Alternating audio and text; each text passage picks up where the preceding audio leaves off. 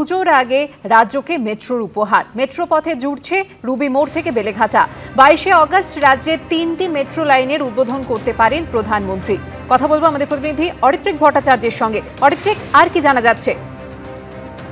দেখো, 22 তারিখ প্রধানমন্ত্রী সফর রয়েছে, তার রাজনৈতিক সভা যেমন রয়েছে, তার পাশাপাশি বেশ কয়েকটি উদ্বোধনের কাজও তার করার কথা রয়েছে। ইতিমধ্যে যে 3টি লাইন তৈরি হয়ে রয়েছে উদ্বোধনের অপেক্ষায়, তার মধ্যে আমরা জানি যে ইস্ট ওয়েস্ট মেট্রো এই মুহূর্তে অর্থাৎ গ্রিন লাইন ধর্মতলা থেকে শিয়ালদার কাজ হয়ে গেছিল, কিন্তু এই মাঝখানের অংশটা জোড়া হয়নি, ফলে সেখানে মেট্রো পরিষেবা ছিল না। সেটা কাজ শেষ হয়ে যাওয়ার পর সেটা যেমন উদ্বোধনের তালিকায় রয়েছে, তেমনভাবে অরেঞ্জ লাইন, যেটা আমরা জানি নিউ গড়িয়া থেকে এই মুহূর্তে রুবি অব্দি চলাচল করে, সেটাকে আরো কিছুটা বাড়িয়ে নেওয়া, বেলেঘাটা অব্দি সেটাকে নিয়ে আসা হবে, সেটারও উদ্বোধন হয়ে যাওয়ার কথা রয়েছে। তবে ইয়েলো লাইনের ক্ষেত্রে একটুখানি বিষয়টি আলাদা। ইয়েলো লাইন অর্থাৎ নোয়াপাড়া থেকে যে অংশটি কলকাতা বিমানবন্দর অব্দি যাচ্ছে, অর্থাৎ বিমানবন্দরও মেট্রো পরিষেবার মধ্যে ঢুকে যাচ্ছে, জুড়ে যাচ্ছে, সেই জায়গাটি সেটিও উদ্বোধন করানোর পরিকল্পনা রয়েছে মেট্রো কর্তৃপক্ষের, প্রধানমন্ত্রী যখন আসছেন। কিন্তু সেক্ষেত্রে এটা দেখা যাচ্ছে যে একটি যে কোনো নতুন লাইন বা নতুন অংশ চালু করতে গেলে কমিশনার অফ রেলওয়ে সেফটির ছাড়পত্র অত্যন্ত জরুরি। এক্ষেত্রে কিন্তু কমিশনার অফ রেলওয়ে সেফটির ছাড়পত্র এখনো পাওয়া যায়নি। আগামী পরশু অর্থাৎ শনিবার কমিশনার অফ রেলওয়ে সেফটি নিজে আসছেন এই লাইন পরিদর্শন করার জন্য। সচরাচর এই ধরনের পরিদর্শন হলে 1-2 দিনের মধ্যেই ছাড়পত্র দিয়ে দেওয়া হয়, হয়তো নির্দিষ্ট কোনো শর্ত রাখা হয়। সেই শর্তগুলো যদি কোনো রকম জটিল না হয়, যেটা কম্পাইল করা খুব কঠিন না হয়, সেক্ষেত্রে যেটা করা হবে যে এই লাইনটিকেও সেখানে উদ্বোধন করে দেওয়া হবে। অর্থাৎ 3টি লাইনের পরিষেবা যে শুরু করার যে সম্ভাবনার কথা তৈরি হচ্ছিল, সেটি কিন্তু হয়ে যেতে চলেছে। 22 তারিখ প্রধানমন্ত্রী সফরের সঙ্গেই এই 3টি লাইনকে চালু করে দেওয়ার একটা পরিকল্পনা রয়েছে, এবং সেক্ষেত্রে তারপরে অর্থাৎ তারপরের যে সোমবার পড়ছে 25 তারিখ থেকে যাত্রী পরিষেবা চালু হওয়ার সম্ভাবনা রয়েছে। ইয়েলো লাইন অর্থাৎ এয়ারপোর্ট জুড়ে যাওয়ার মেট্রো নেটওয়ার্কের মধ্যে সেটি নিয়ে কিছুটা সন্দিহান রয়েছেন, কারণ সেখানে এই কমিশনার অফ রেলওয়ে সেক্টর রিপোর্টের উপর অনেকটাই নির্ভর করবে। কিন্তু বাকি দুটো লাইনের ক্ষেত্রে প্রায় নিশ্চিত করা গেছে যে এই দুটো লাইনকে চালু করে দেওয়া হবে, প্রধানমন্ত্রী উদ্বোধন করবেন এবং তারপরেই সাধারণ মানুষের জন্য পরিষেবা শুরু করিয়ে দেওয়া হবে। ধন্যবাদ অরিত্রিক।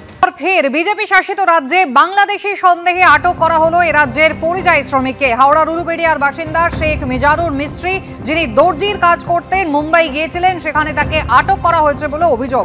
কথা বলবো আমাদের প্রতিনিধি সুনীত হালদার রয়েছেন আমাদের সঙ্গে। সুনীত, মুম্বাইতে কাজ করতে গিয়ে হাওড়ার পরিযায়ী শ্রমিক, তাকে আটক করা হয়েছে বলে খবর পাওয়া যাচ্ছে। এখনো পর্যন্ত পরিবার কি অভিযোগ করছে? দেখো কুসুমিতা, গতকাল দুপুর 2টো নাগাদ হঠাৎই শেখ মিজানুর মিস্ত্রি, 35-এর যুবক, তার বাড়িতে তার দাদার কাছে শেখ রেজ্জাক মিস্ত্রি, তার কাছে ফোন আসে। মিজানুর বলে তাকে মুম্বাই সান্তাক্রুজ থানার পুলিশ তাকে আটক করেছে। সে তার voter I card, pan card এবং আধার কার্ড 3টেই তাদেরকে দেখিয়েছে। তা সত্ত্বেও তাকে কিন্তু আটক করা হয়েছে, এবং সে বাংলায় কথা বলছিল বলে তাকে আটক করা হয়েছে বাংলাদেশি সন্দেহে।